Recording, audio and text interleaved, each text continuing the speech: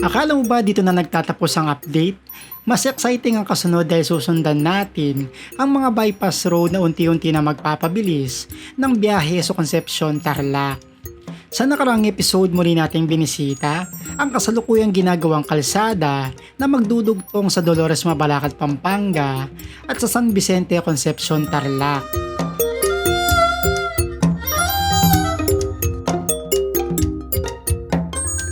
Ngayon, itutuloy natin ang ating biyahe at pupuntahan natin ang kadugtong na bypass road ng Concepcion na nasa tabi mismo ng Sacobia River. Mukhang nabuo na yung semento nito. Dati nung huling beses akong dumaan dito, off-road pa to eh. Parapas doon sa may kabilang tulay, ayun na yung tulay, kita na natin. Oh. Kaya tara, samahan niyo ko muli sa panibago nating solo travel adventure at alamin natin ang panibagong update sa rutang ito. Simulan na natin ang biyahe. Dito maganda na oh, gravel na. Wow, napakaganda ng umaga. Nakakamiss mag-ride. Ayan, merong isang tulay dito, kung di ako nagkakamali, San Francisco ito. Tawirin lang natin tong highway na to. Tapos papasok tayo doon.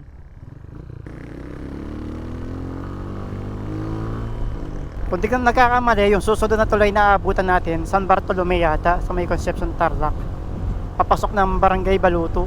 Kung nabuo na yung semento nito. Dati nung huling beses akong dumaan dito, off-road pa to eh. Parapas doon sa may kabilang tulay, ayun na yung tulay, kita na natin oh. Oo, sementado na lahat. Pagdating dito, kaysa dumaan tayo doon sa may itaas at tatawid sa highway, dito tayo dadaan sa may ibaba. May daan dito, ayan oh. Dati off-road pa to eh, dinadaanan namin, binababaan namin to, puno ng tubig eh. Tsaka mas malalim sa noon. Kaya tinambakan nila para maging kalsada. Ginawa nila ito para sa mga truck, para din na tumawid doon sa may taas. So ito lang din yung dugtong niya oh, sa may kabila. Patawid ng ilalim ng tulay. So itong rutang dinadaanan natin ngayon, papunta ng Barangay Baluto, Concepcion, Tarlac na.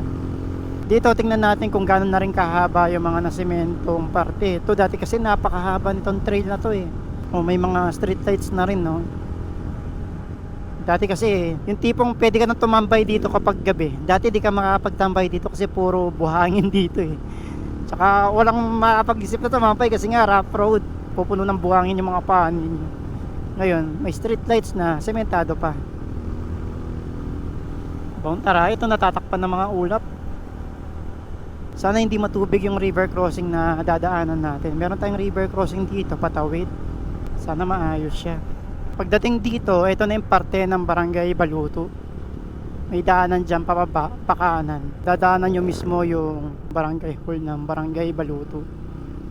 Nahaba na pa rin ang semento dito, grabe. Ganun kabilis.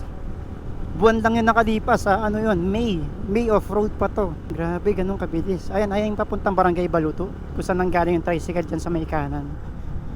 Papasok ng barangay yan. Ayun, barangay hall nila. Ito mukhang off-road na, nag-slow down na yung pick up eh.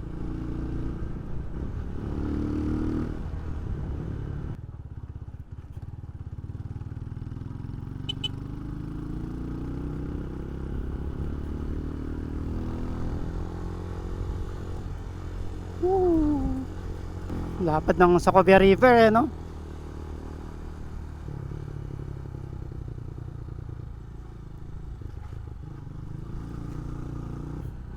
So may daanan din dito papunta ng or papasok ng Barangay Baluto. Ito, kakanan ka dyan. Pero tayo diretso pa tayo. Meron tayong papasukan na ruta. Dati ko na dinadaanan tong rutang to nung nagbabike pa ako. Tingnan natin kung open pa siya. Mga 930 meters pa yung haba nito. Ito maganda na oh, gravel na. Wow, napakaganda ng umaga. Malapit na yung tatawiran natin. Dito ang daming baka oh.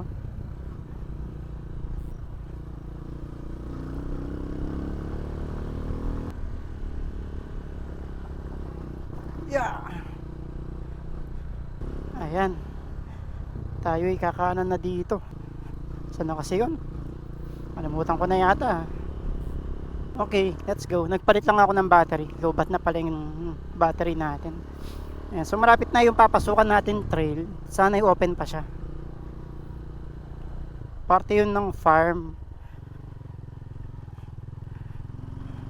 Ginawa ko noon, ito, pasok dito. Pasok dito. Ayan siya. Kanan dito, pababa. May mga tambak na graba na medyo malalaki. Sana maayos yung tawid at di malalim yung tubig.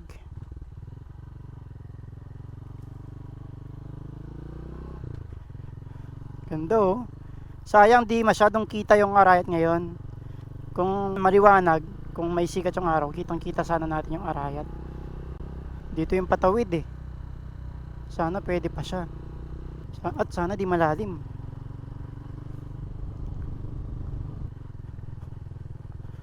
Dito banda yun eh.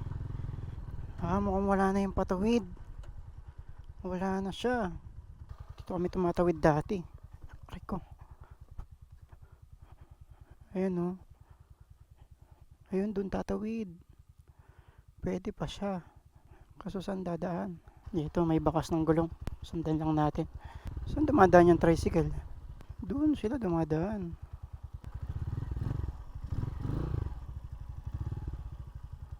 Lalim ah.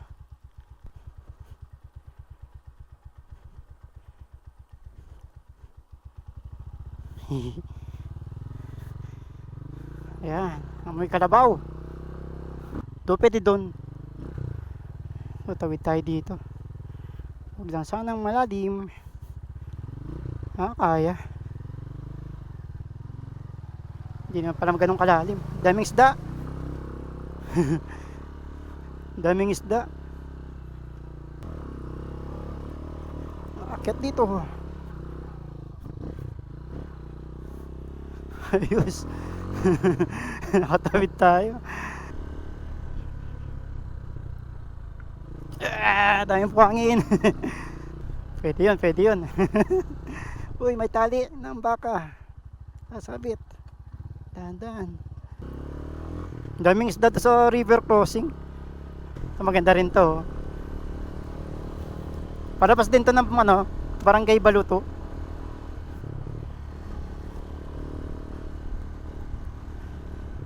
Uy, may baka ulit. Kikiraan po. Nananadyak. Dadaan lang ako. Dadaan lang ako ha. Magidaan. Salamat. Ganda oh. Forest. Tsaka walang buhangin dito.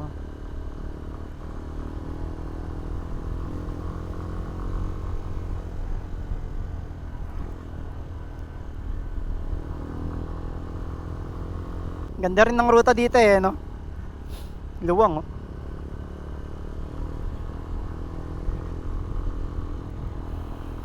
Bango ng mga dahon. Fresh na fresh.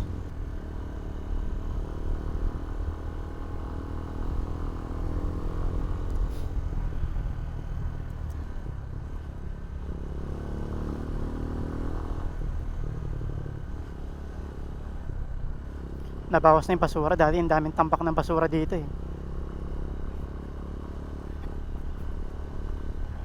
Ano to, kambing? Aso. Kambing. Itroma na tayo sa aso eh. Dami ng habol ng aso dito eh. Meh.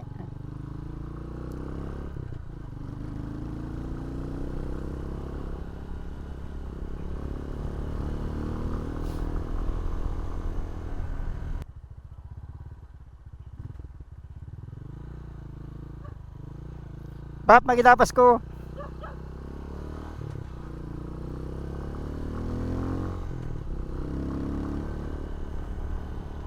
Ayan, so itong tulay na to, pag kumanang ka dyan, papunta ng Barangay Baluto yan. So tayo, kakaliwa tayo.